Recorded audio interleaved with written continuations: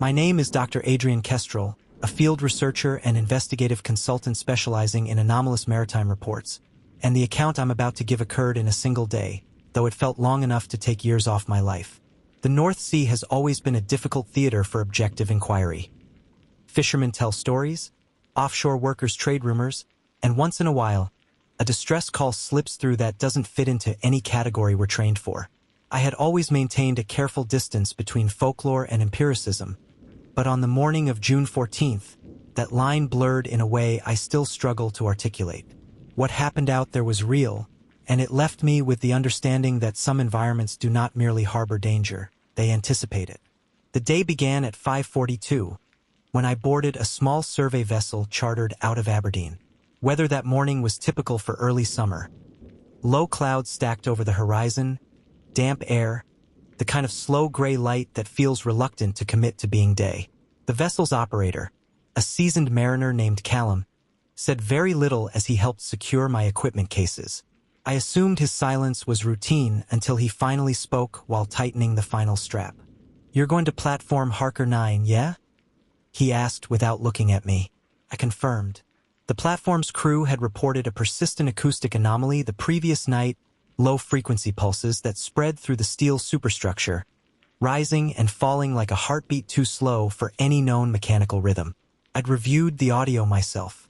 It wasn't seismic, and it wasn't mechanical resonance from the turbines. It almost sounded intentional. Callum's jaw tightened when I gave him the confirmation. "You shouldn't stay out there longer than you have to." I asked him what he meant. He shrugged once, the kind of gesture that implies a deeper conversation he would not entertain. "Tide's old today. Seal acts strange." I didn't know what that meant, but I'd learned not to interrogate fishermen about idioms and generational interpretations. Superstitions thrive in maritime culture, often built from observations, accurate or not, that preceded modern data. By the time we reached Harker 9, an unmanned observation platform normally used to monitor subsea currents, the sky had brightened, but not in any reassuring way. The steel legs of the platform rose out of the water like the bones of a carcass, the structure unmoving except for the slow creak of waves slapping against the interior beams. As Callum approached the access ladder, he kept a noticeable distance, maneuvering the vessel in short bursts. "No tie off," he said abruptly when I reached for the mooring line. I frowned. "It's standard procedure." "Not today." His eyes flicked up toward the ladder, then toward the underside of the platform. "You're going up, you're staying up, and I'm staying off. If anything shifts down here, I don't want this boat attached to it." Before I could press him further, he killed the engine and let the vessel drift just close enough for me to step onto the lower rung. When I'd climbed a few feet, he spoke again, but much more quietly. "You hear anything that feels close, you climb back down and wave. I'll get you, but you wave. Don't shout." I wanted to ask why, but he'd already backed the boat away. The ladder was slick with mist, every rung cold enough to feel like touching ice. As I climbed, the structure vibrated faintly beneath my glove. A low resonance I assumed was the anomaly the crew had logged. But the vibration wasn't consistent. Pulsed. It rose. It almost felt like it was adjusting to my weight. When I stepped onto the main deck, the feeling dimmed but didn't vanish. Harker 9 had no permanent staff. The platform was built for autonomous monitoring, meaning the deck was clean, organized, and unmistakably empty. A locked cabinet held emergency supplies. The wind turbines above rotated lazily. Nothing seemed out of place, and yet the metal underfoot still carried a lingering tremor, like the slow exhale of something huge. My initial plan was straightforward. Access the observation console, run a diagnostic on the acoustic sensors, and check whether the anomaly originated from equipment failure, subsea geologic movement, or interference from a passing vessel. But as I walked the deck, the tremor deepened just enough to change frequency, low enough to be felt more than heard. I stopped.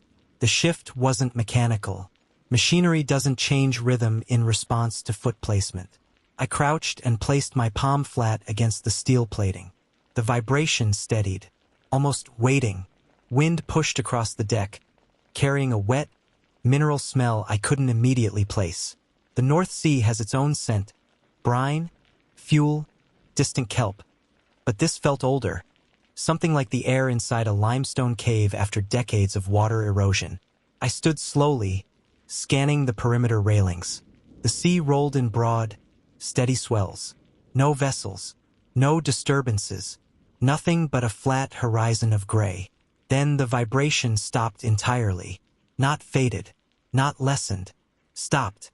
Silence on an offshore platform is rare. Machinery hums, steel groans, wind rattles through support beams. But in that moment, the structure went unnaturally still, and the absence of motion felt like a held breath. That's when I heard the first sound. Something tapped the underside of the platform. A single, hollow knock. Metal against metal. Then again, and again.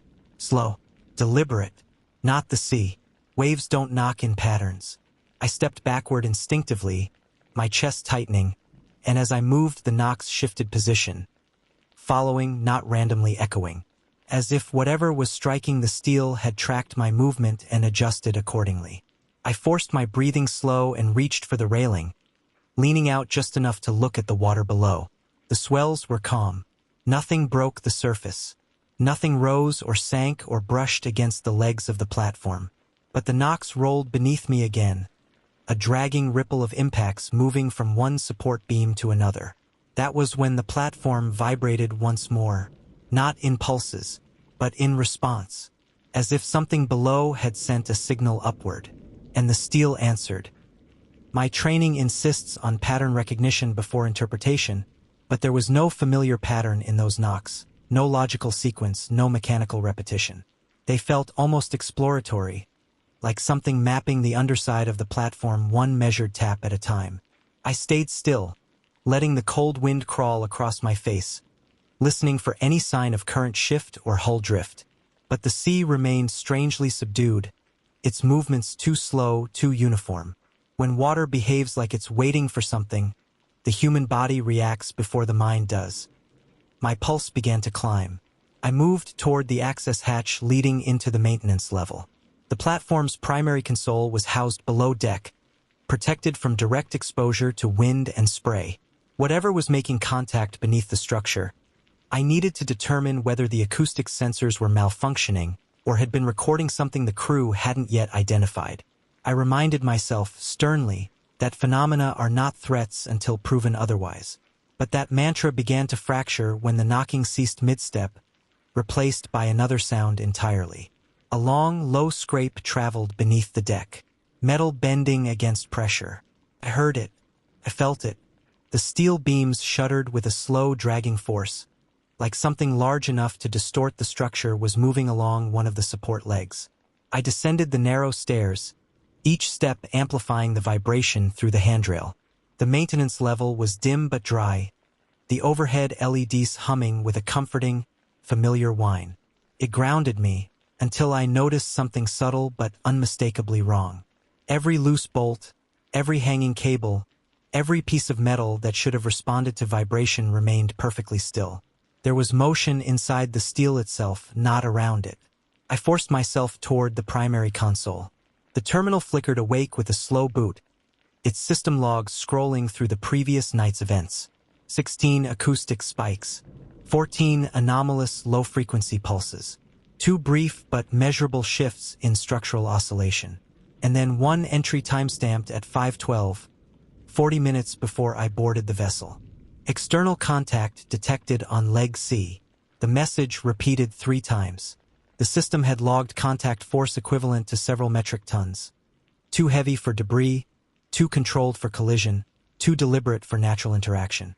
I ran a manual diagnostic. The sensors were functional. Nothing in the readings suggested malfunction or electrical contamination.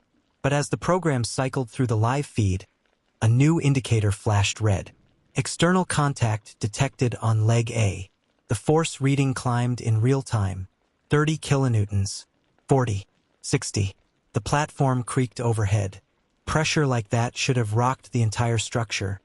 But the movement was strangely muted, dampened, as though the force was being applied with incredible precision, distributing itself across the leg instead of striking it outright. I lifted my eyes toward the ceiling as another low groan pushed through the metal, this one slower, as if the platform had exhaled. I stepped back from the console and listened. Silence. Then, a single booming thud hit the underside of the hatch above me, so loud the LEDs trembled. I flinched and nearly lost my balance.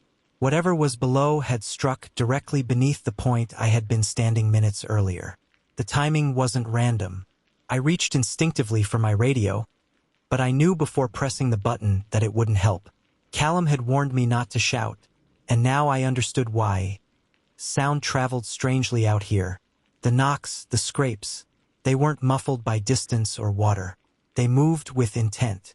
If something responded to noise, broadcasting my position would be ill-advised. Still, I needed to test the radio connection. Kestrel to survey vessel. Respond. The speaker hissed and crackled. No voice came through. I tried again. Still nothing until the static changed. It rose in pitch very slightly, like a frequency being tuned. Not interference. Not wind. Something modulating the signal, adjusting to it. Listening to it. I lowered the radio. My gloves felt damp even though the maintenance deck was dry. Sweat. My breathing sounded too loud in the confined space, so I inhaled slowly, forcing each breath through my nose. Panic in a maritime environment can spiral into disaster faster than any external hazard. Another scrape echoed from below, longer this time, curving along the underside of the platform as if whatever was down there was circling the structure. I returned to the console and pulled up the hydrophone feed. The audio was raw, unfiltered, every sound transmitted directly from the sensors mounted along the legs. At first the feed played the rhythmic wash of waves. Then something emerged behind the water noise. A low-frequency pattern, too slow to be machinery, too smooth to be geological. It oscillated in 3 repeating intervals. Rising tone, plateau, drop. Not uniform enough to be sonar. Not irregular enough to be random. It sounded almost like a vocalization. A deep, resonant call moving through water far below the human hearing range, except the hydrophones amplified it just enough to be perceptible. The sound grew stronger with each repetition, as if the source was rising. Another reading flashed across the monitor. Contact approaching at 0.7 knots. The warning wasn't standard. The system wasn't programmed to interpret movement as approach. That meant someone had manually rewritten the flag during the night, likely after the first contact spike. Whoever did it must have suspected something significant enough to justify altering critical diagnostic language. As the pattern grew louder, I felt a tightening in my stomach. Not fear in the theatrical sense, fear in the biological sense, the deep, ancestral reaction to something vast moving in dark water. I needed to see the ocean. I climbed the stairs back to the main deck, each step vibrating with the rising hum from below. When I pushed open the hatch, the wind hit me with a cold slap. The sky had darkened again, heavy clouds pressing low. The sea looked wrong, too smooth, as if the texture had been scraped away. And then the platform shifted. A subtle tilt at first, then a correction. Steel flexed beneath my boots in a controlled, unnatural motion, as though the structure had been nudged gently from below. I gripped the railing and leaned out. Nothing broke the surface, but the water directly beneath me was moving in slow concentric rings, spreading outward from a central point that remained disturbingly calm. Something enormous was directly underneath the platform. I turned to signal for Callum's boat. Instinct, not rational thought, but the vessel was no longer in sight. Not on the horizon, not near the legs, not anywhere. He had left, or he had been made to leave. My breath caught in my throat as another knock rang up through the steel, this one softer, almost tentative, tapping directly beneath where my hand gripped the railing. A deliberate acknowledgement, as if answering me. The tap beneath my hand wasn't loud, but it traveled through my bones with a clarity that speech could never match. It was unmistakably intentional, measured, placed, and waiting for my reaction. I pulled my hand away from the railing as if the steel had burned me. The platform steadied, and for a moment the only sound was wind sliding across the deck in a slow, uneasy whisper. I needed visual confirmation, Some part of me still clung to the protocol-driven belief that observable data would override instinct. I stepped toward the far edge of the deck, where a maintenance-mounted inspection camera was positioned to record the structural integrity of the legs. I accessed the live feed on the small external monitor. The image came up distorted at first, horizontal lines jittering like old analog ghosts. When the picture stabilized, it showed the water swirling slowly around leg A. Nothing below the surface. Nothing rising, nothing shifting. But something was wrong with the reflection. The water's surface mirrored the leg of the platform, the gray sky, the faint churning of the waves, and then something else. A shape that broke the reflection only in the corner of the frame. Not an object, not a form I could describe, but an absence. A void in the reflection itself, like a place where light refused to land.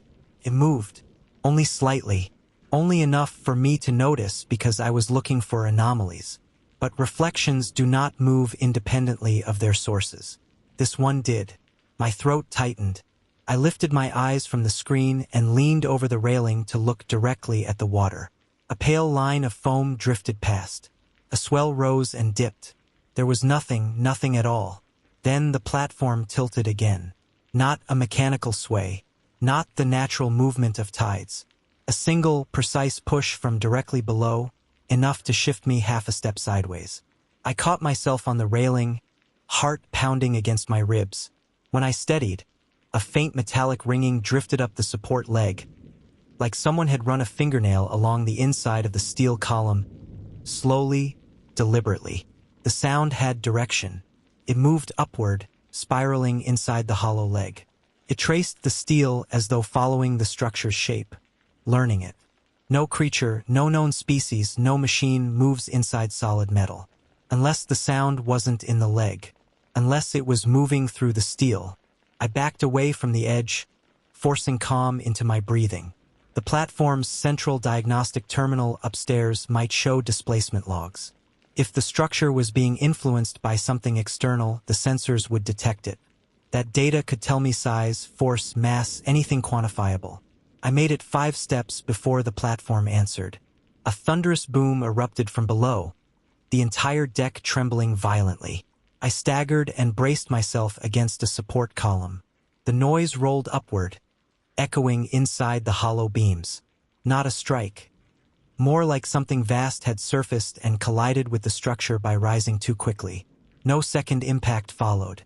Instead, the ocean fell eerily quiet. I forced myself toward the central diagnostic hub, every instinct screaming to climb the ladder and flag down help, even though help was nowhere within visible range. My boots thudded dully on the steel. The sound reminded me how alone I was, how exposed. The wind had died down. Even the sky seemed to be holding its breath. When I reached the console, I unlocked the system again. Live readings populated the screen. Structural deflection. Measurable but controlled. External force. Present. Acoustic activity. Increasing. Depth anomaly rising. The last entry froze me. A mass was rising directly beneath the platform, large enough to alter the water column density. The sensor estimated depth displacement at nearly 25 meters. Something enormous was ascending toward the surface. No propulsion signature. No machinery detected. Just a steady vertical movement. The hydrophone feed activated automatically, sensing changes beyond threshold. A sound came through. Low, resonant, harmonic, like an organ pipe submerged in the deepest part of a cathedral. It vibrated through the console, through the steel, into the marrow of my teeth. It wasn't random. It had intervals, long pauses between tones, varying depth, controlled resonance. Pattern. I listened as it rose in frequency by degrees so small they were almost imperceptible. The platform responded in subtle shifts, the steel softening its tremor to mirror the rhythm, like a tuning fork aligning with a dominant frequency. Something was communicating, not with words, not with language, through resonance, through vibration, through the medium where sound carries farthest. Water.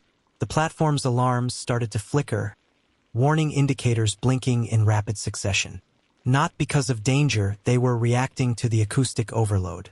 The structure was being sung to, for lack of a better term, and the steel was answering.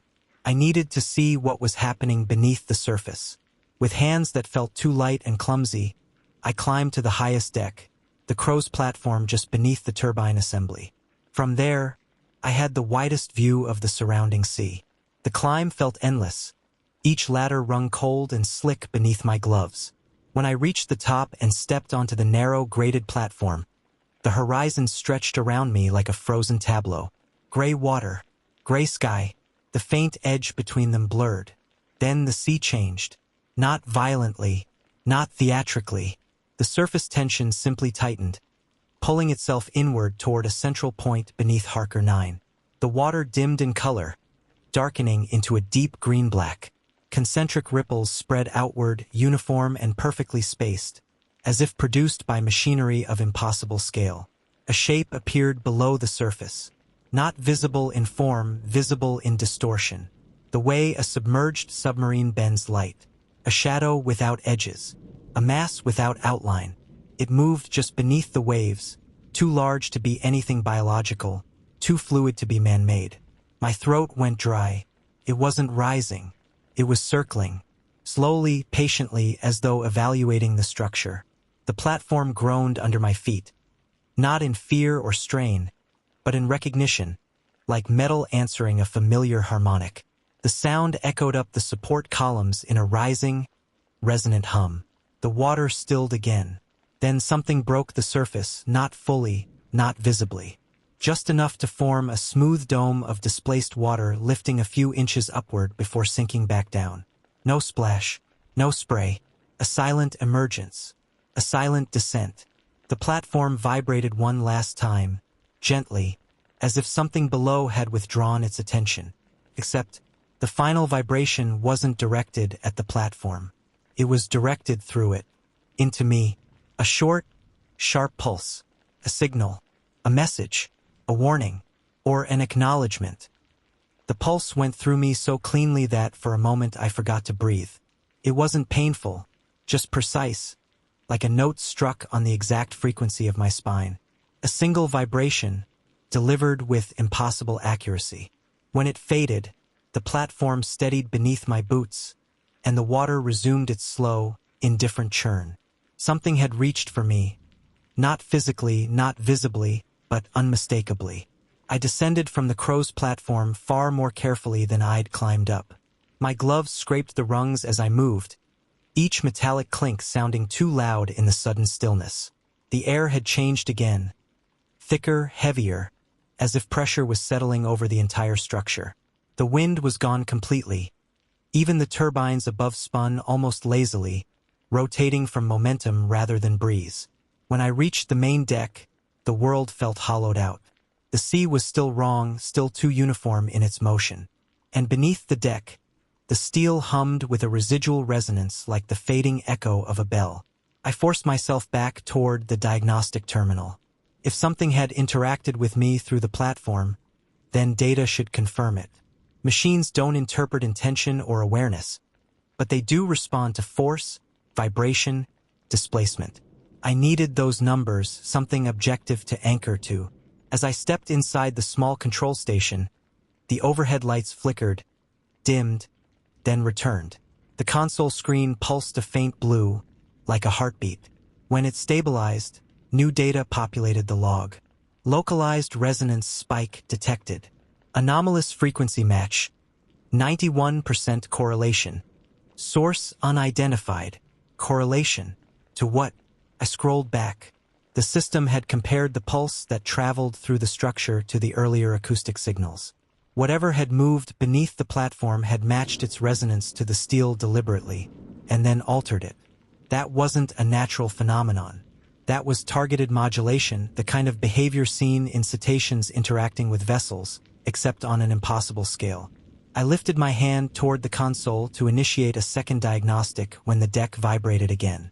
Not from below this time, from above. A soft metallic tapping drifted down through the turbine assembly. 3 taps. A pause. 2 more. The pattern was too deliberate, too neatly spaced to be accidental. Something was interacting with the structure from multiple angles. mapping not just the underside, but the entire frame. I stepped back outside and tilted my head upward. The turbines rotated with slow, uneven motion as if something had disturbed their balance. The sky had thickened into dense slate-colored overcast, pressing the air into a muted half-light. Even sound seemed dampened. My footsteps registered as dull thuds rather than sharp echoes. I circled the deck slowly, scanning every beam, every joint, every railing. The tapping above ceased when I moved, picking up again only when I stopped.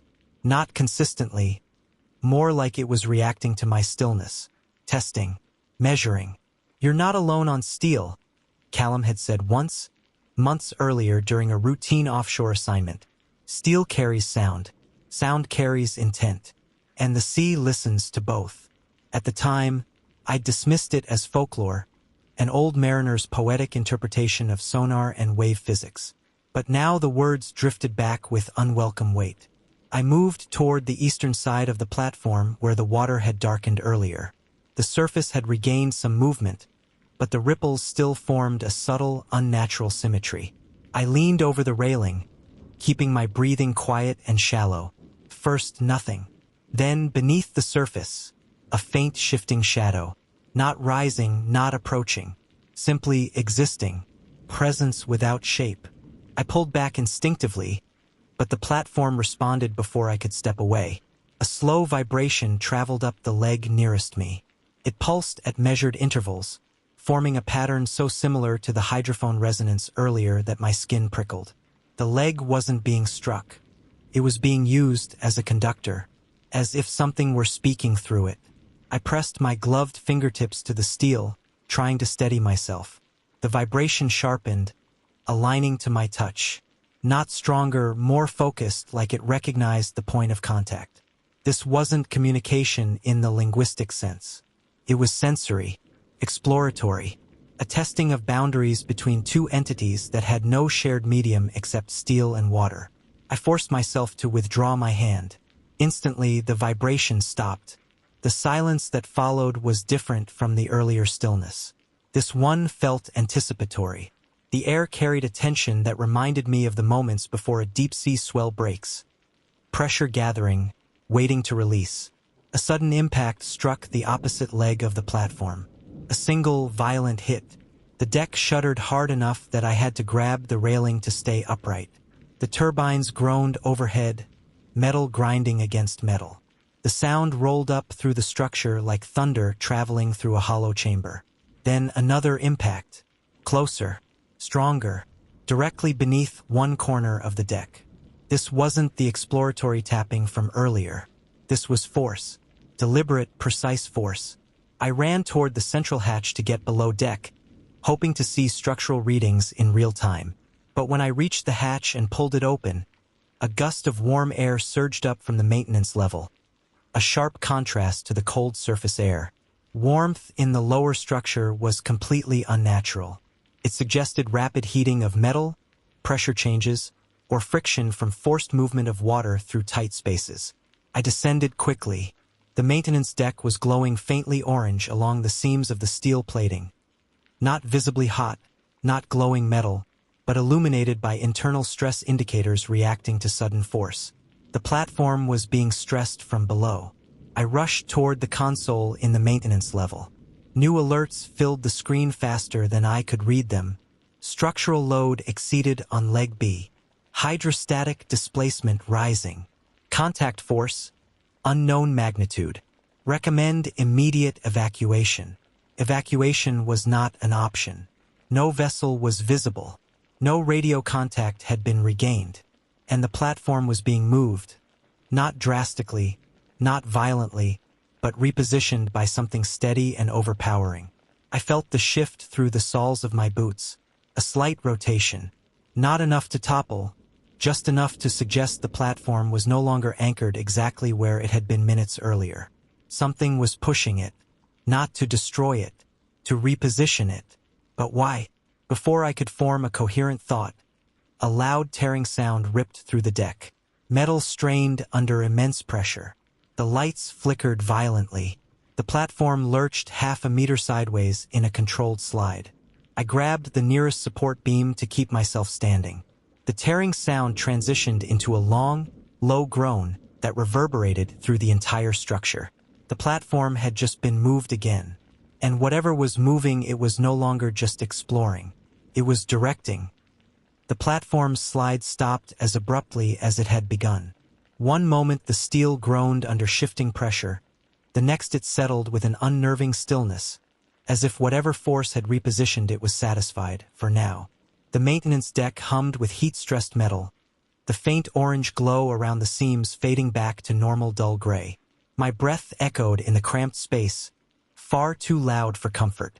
I moved toward the nearest structural brace, placing my hand on the steel again, not out of curiosity but necessity.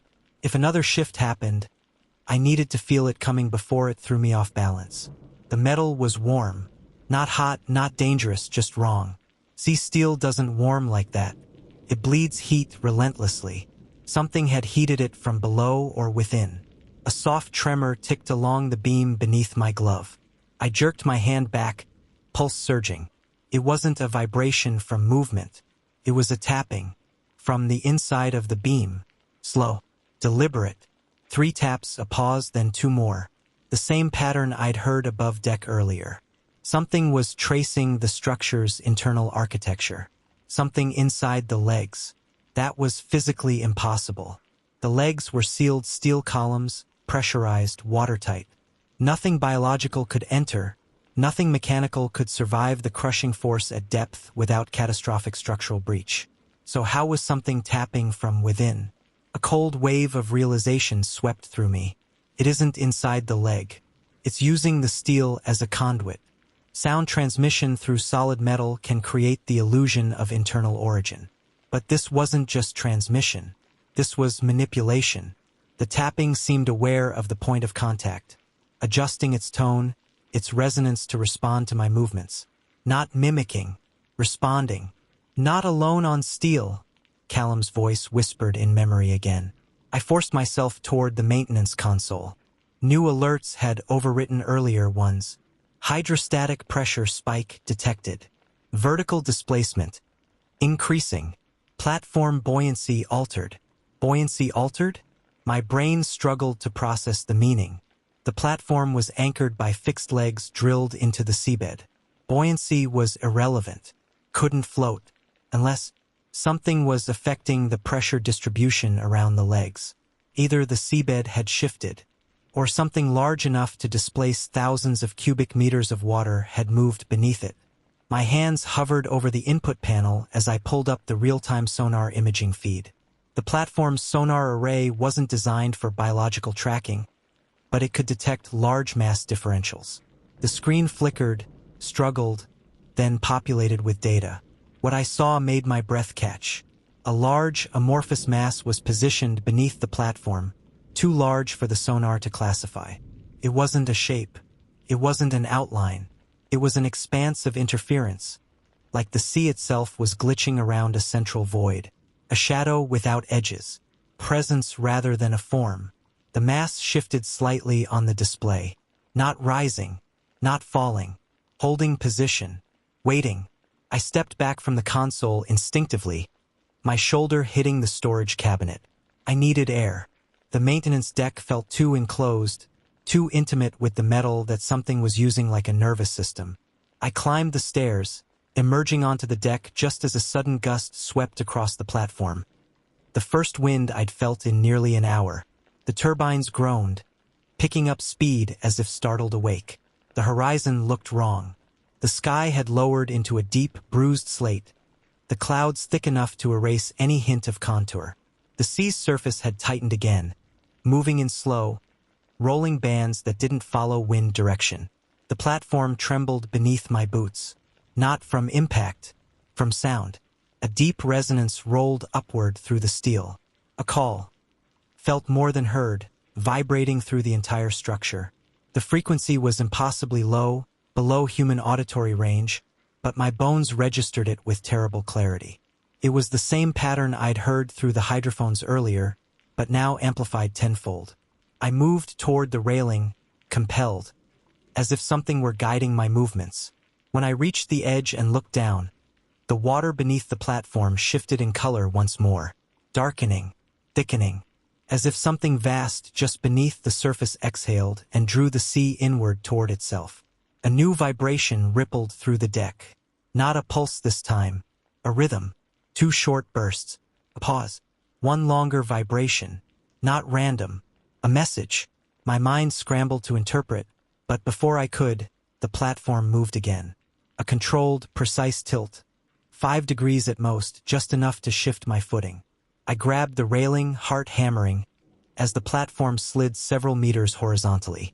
Not violently, smoothly, like it was being guided into position.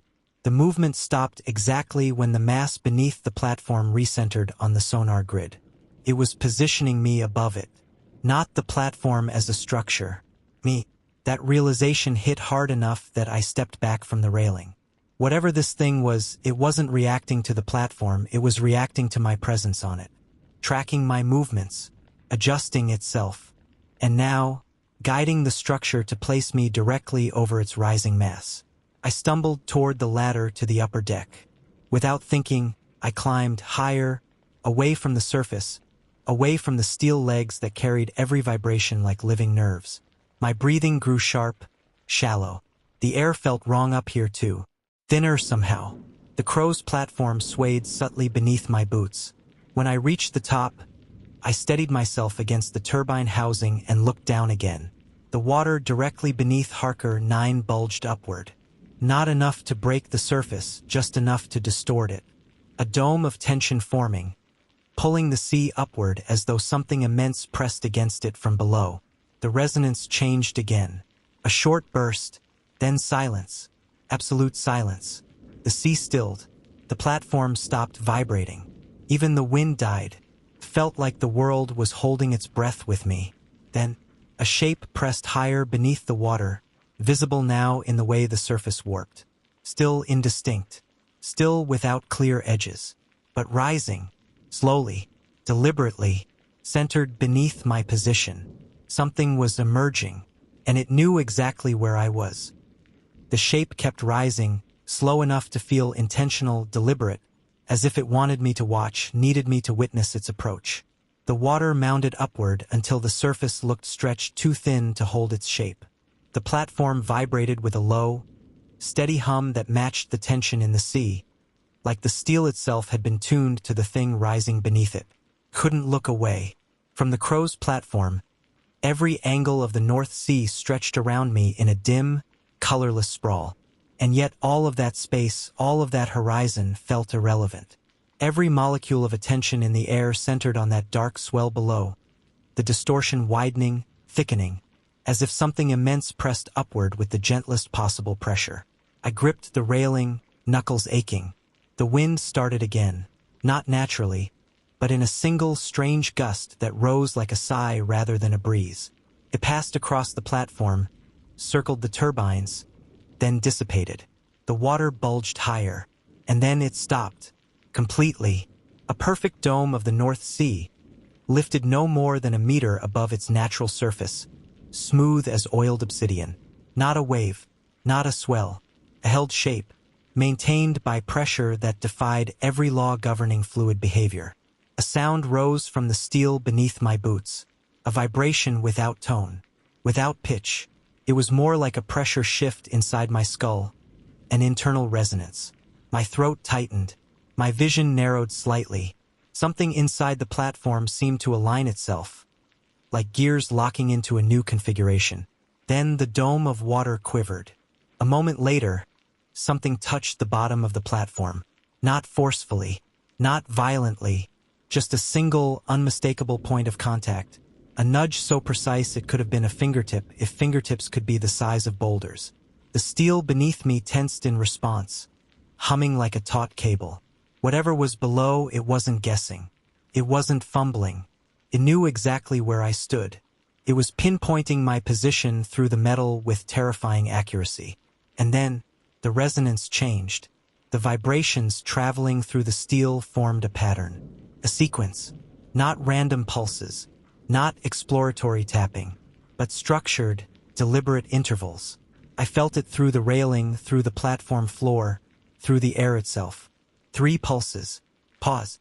2 longer tones. Pause. 3 pulses again. Repeated steadily, patiently. It was the same pattern I'd felt through the steel earlier, but now amplified, strengthened, refined, as though it were no longer measuring me. It was speaking. A tremor worked its way up my spine. The rational part of my mind strained desperately to assign meaning. Was it echolocation? Mechanical resonance? Structural probing? But none of those possibilities fit the precision of the intervals. It was too exact. The water dome beneath the platform shifted again. A faint swirl of deeper darkness rotated through it, like a shadow moving inside the warped surface. I squinted, trying to make sense of the distortion, but the shape didn't clarify. If anything, looking too closely made it blur further, as if refusing visual comprehension. Then, the steel beneath the crow's platform flexed. A small movement, but unmistakable, the support beams adjusting my position by a fraction of a degree, as though guiding me into alignment with the rising mass. The thing below wasn't interacting with the platform. It was controlling it. My pulse hammered in my ears. I stepped back, putting distance between myself and the railing, but the vibrations followed, adjusting, recalibrating, matching my movements with unnerving synchronicity. I descended 1 rung on the ladder. Instantly, the platform responded with a faint, corrective shift, realigning itself beneath me. My breath caught. It wants me in a specific position. That realization nearly broke whatever calm I had left. I scrambled down the ladder, ignoring the tremor in my legs. Each rung brought me closer to the main deck, but the platform tracked me every second. Small adjustments, minute shifts, all coordinated from below. When my boots touched the deck, the steel vibrated once, gently, almost like acknowledgement.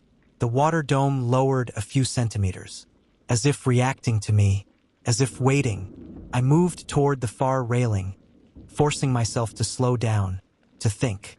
The sea was no longer bulging upward. It had flattened again, but the water directly beneath the platform still held that impossible, light-warping shadow. Something enormous lingered there, tracking me, studying me, but not attacking. Not yet. I crouched and placed my palm lightly against the deck plate. The vibration traveled into my glove, sharper now, focused. The rhythm had changed once again. A short pulse, then a long one. Another short, another long, slow, consistent. Felt like a test, a calibration.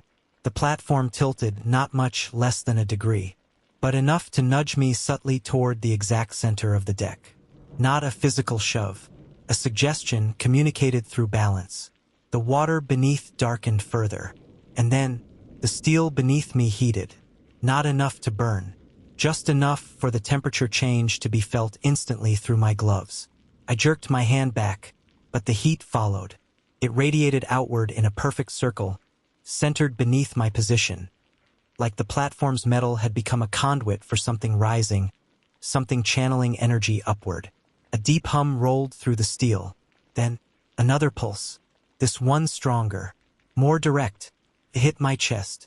Not physically, internally, like a pressure shift inside my lungs, a vibration tuned precisely to the frequencies of the human thoracic cavity. My breath stuttered. My heart gave a single, hard, irregular beat. Then the vibration stopped. The platform settled again. Silence. Absolute silence. My hands shook uncontrollably. Whatever was beneath the platform hadn't just identified my position. It had identified me. It had adjusted its signals, its resonance, to match my body specifically. The precision was impossible. Nothing biological, nothing mechanical, nothing conceived by human science could attune like that in real time. Unless it wasn't attuning to me, it was reading me. The steel beneath my boots rang with a final, faint tremor. So soft I almost missed it. A single pulse. Not a message. An invitation. The invitation lingered in the metal under my boots like an aftershock. So subtle I might have dismissed it if the pattern hadn't been so perfectly consistent with everything that came before. My instincts were split down the middle. Half of me screamed to get as far from the center of the platform as possible. The other half felt irresistibly compelled toward it, pulled as though by a force just beyond conscious perception. The air tightened around me, literally tightened, pressure increasing in a slow, steady gradient. My ears popped. The wind faltered and died again. Even the turbines slowed, their rotation grinding into an uneasy crawl. The entire platform was bracing for something. I stepped backward until my calves touched the railing. The steel there was colder, less reactive, as though whatever intelligence had permeated the structure was concentrated toward the center of the deck. The North Sea below had gone impossibly calm, the surface flattening into a pane of dark glass. There wasn't a single ripple breaking the surface tension. Even the sound of water against the support legs was gone. The sea wasn't moving. It was listening. I forced myself to breathe slowly. I couldn't afford panic. Not with the platform responding to every shift in my balance, every tremor of hesitation. I needed to regain control of my own movements before something else decided to take control for me. One step, then another. The platform vibrated faintly as I moved away from the railing, guiding me, not forcefully but persistently, toward the center point where the deck plate temperature had risen earlier. I clenched my jaw and kept moving. When I reached the center of the deck, the steel warmed again beneath my boots. Not like heat, more like energy.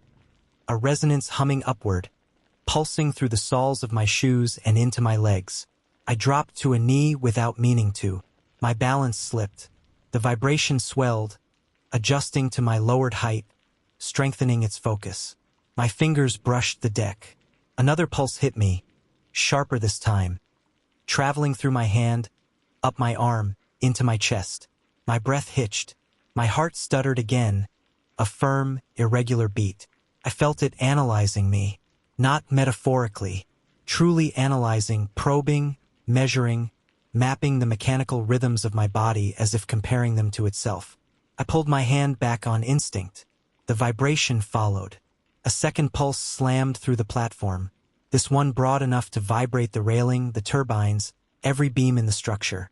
The entire platform hummed with the same frequency, tuned to an impossible harmonic that resonated inside my ribcage. My vision wavered.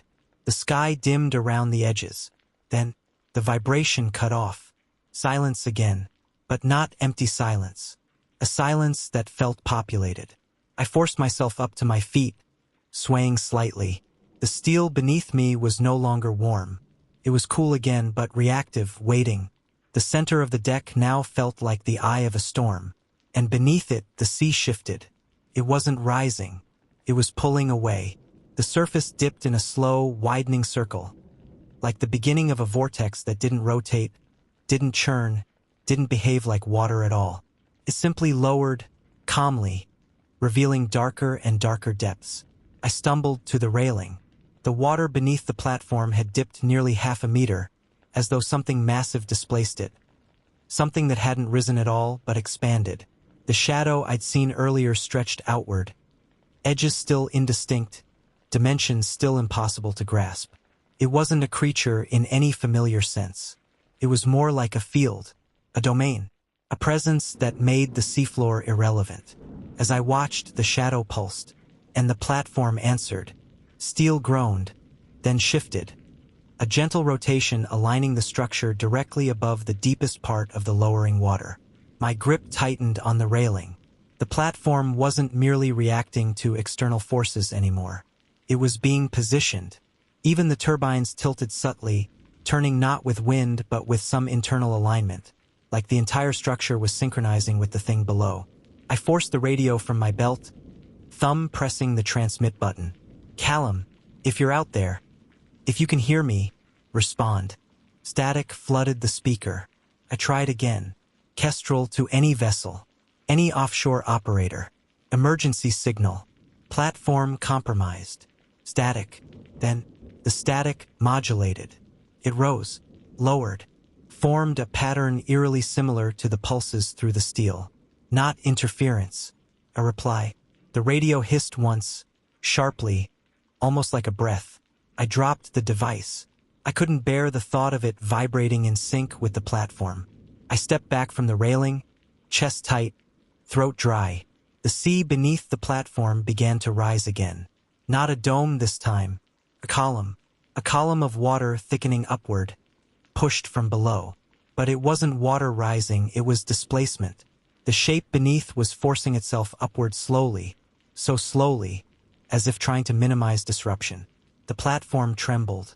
Then it stabilized, as though whatever was rising had locked onto the structure. A vertical thud traveled up the legs. Then another. Closer. Stronger. The thing was climbing. Not literally climbing the legs. Pushing through the water column in vertical pulses that felt like the movement of something too large to comprehend. The steel around me thrummed in anticipation. My instincts shouted to move, but when I tried to step away from the center of the deck, the platform shifted beneath me. Subtle, insistent, nudging me back to the exact spot where the resonance had focused. I froze. If I resisted too hard, the platform might shift more aggressively. If I complied, I'd be placing myself exactly where it wanted me. The water beneath the platform swelled again, bulging upward. A shape, still distorted, still unvisualizable, pressed closer to the surface. Something enormous. Something slow. Something intentional. Something that had learned the frequency of my heartbeat, the conduction of my bones, the resonance of my lungs. And now it wanted proximity. The steel vibrated once more beneath my boots. Not a message, not a test, a summons. The summons vibrated upward through the deck with a precision that felt personal. Like it was calling me, not the platform, and certainly not the vessel that had abandoned me. The steel hummed beneath my boots in a frequency so low it skirted the threshold of perception. The air thickened in my throat, and for a heartbeat I thought I might faint.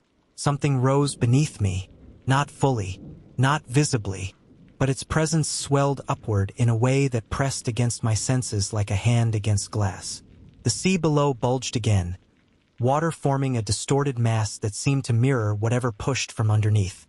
I tried to force myself away from the center, but the platform corrected me, tilting by fractions, barely perceptible except in the way my weight shifted involuntarily back into alignment.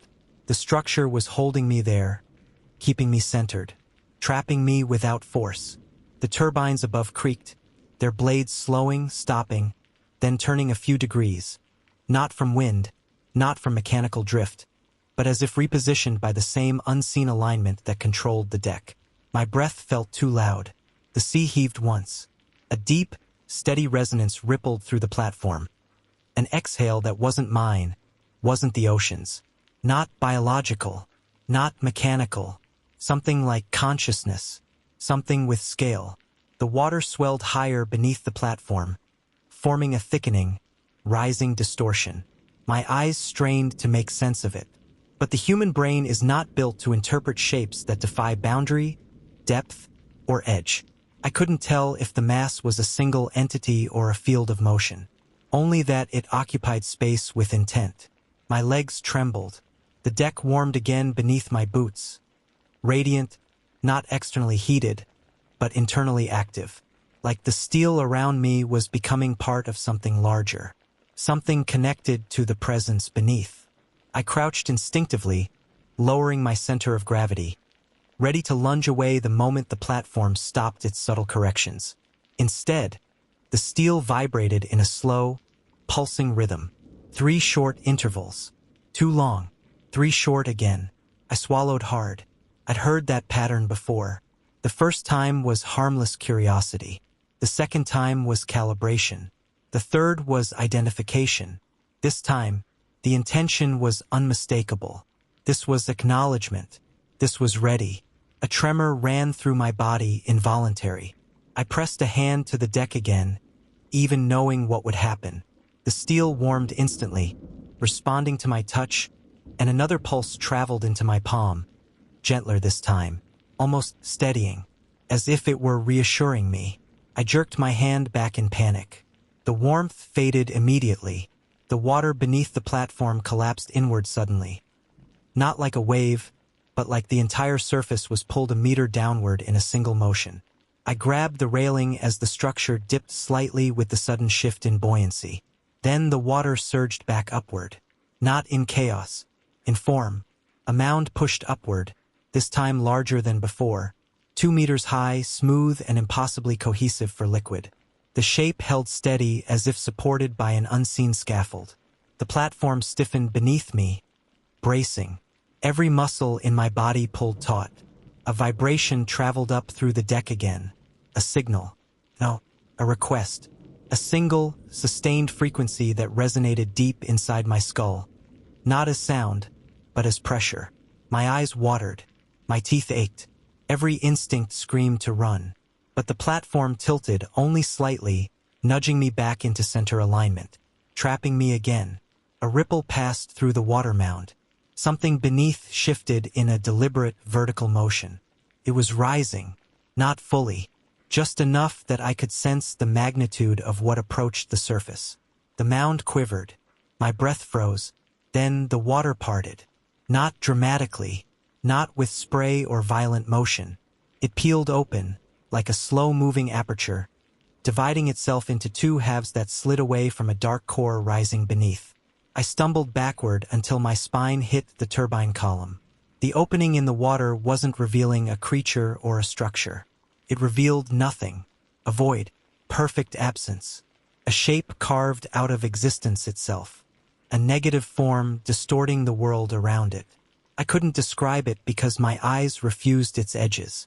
My brain refused its boundaries. It was like trying to interpret a shadow cast by nothing, a silhouette of a concept rather than a physical presence.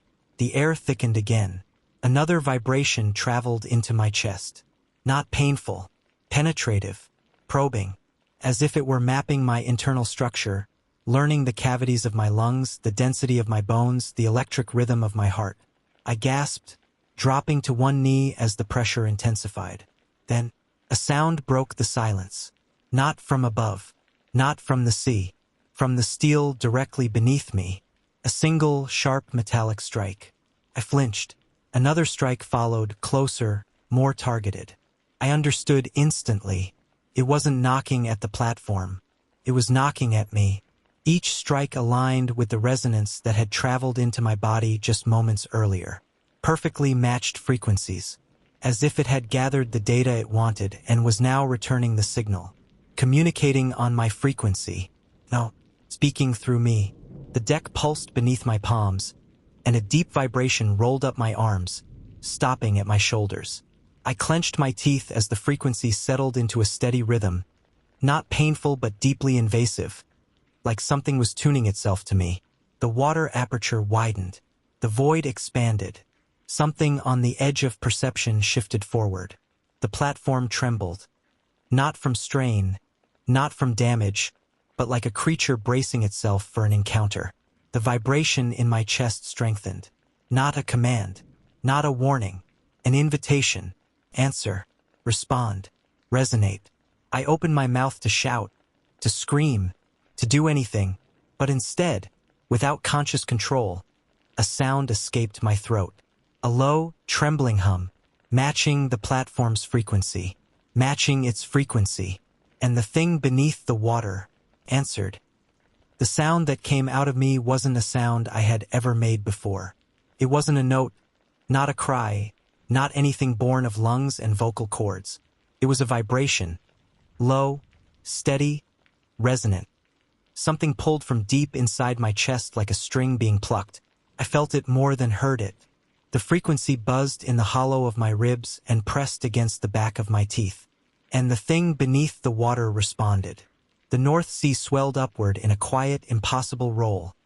No wind, no waves, just an immense rising pressure that pushed the surface into a smooth, domed deformation.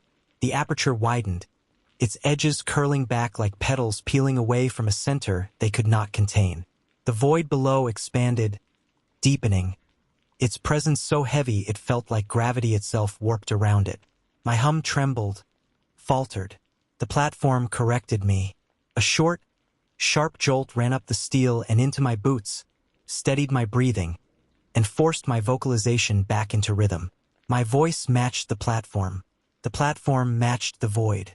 A closed circuit of resonance with me trapped inside its feedback loop. My vision blurred around the edges. My hands were shaking, one pressed to my sternum like I could hold the sound inside me by force, the other instinctively grasping for the railing that the platform wouldn't let me reach. The void pulsed. A ripple of darkness moved across its surface, or absence of surface. I cannot describe it without contradiction. It wasn't a shape. It wasn't a form. It was an event, a displacement in the fabric of the water, a presence that existed not visually but experientially. Every time it shifted, the air pressure rose. My ears popped. My hum wavered. Another jolt. Again the platform corrected me. I felt a warmth climbing up through the steel beneath me, traveling into my legs, my spine. It wasn't heat. Not truly. It was recognition, matching, tuning, as though my entire body was being calibrated as a resonant object. The vibration inside my chest deepened. It wasn't coming from me anymore. It was coming through me. The void reacted instantly. A column of water rose around it, swirling upward in a smooth, spiraling motion that defied all hydrodynamic logic. Not a vortex, there was no rotation. It was simply lifting, held aloft by unseen forces, forming a corridor of suspended water that led directly to the platform. I staggered backward. The platform moved with me, adjusting, tilting just enough to guide me like a shepherd steering livestock. No, I whispered, or thought I whispered. The hum still dominated my throat, refusing to give way to actual speech. The water column rose higher, 5 meters, 7, 10, until it nearly reached the underside of the platform. The void ascended within it. I saw nothing of its true form. Only distortions, warping lines, bending reflections, impossible angles that shifted even when I didn't blink. My brain fought it, tried to impose structure where none existed. Tried to decide whether this thing had limbs or edges or density. Every interpretation collapsed. The void was not meant to be perceived in the way mammals perceive predators. A sharp metallic ping hit the steel directly beneath my feet. My hum stopped. The void stilled. For one breathless moment, the world held itself perfectly still. Sea, sky, steel, air. Everything poised on the edge of something. Then, in absolute silence, the platform began lowering. Not sinking, being lowered. Gently, deliberately. The legs groaned under a vertical force that didn't pull or push. It guided. The entire structure descended toward the rising water column, inch by inch, until the underside of the deck hovered less than a meter above the swirling distortion. I realized, distantly, that I was kneeling. My legs had folded beneath me without conscious command. My palms pressed flat to the steel, and the platform's vibrations ran up my arms in waves. A final pulse surged from below. Strong, clean, direct. It struck the steel. It struck me. The vibration tunneled into my ribs, up my throat, into my skull. My jaw clenched involuntarily. My vision flashed white. My breath caught halfway in my lungs.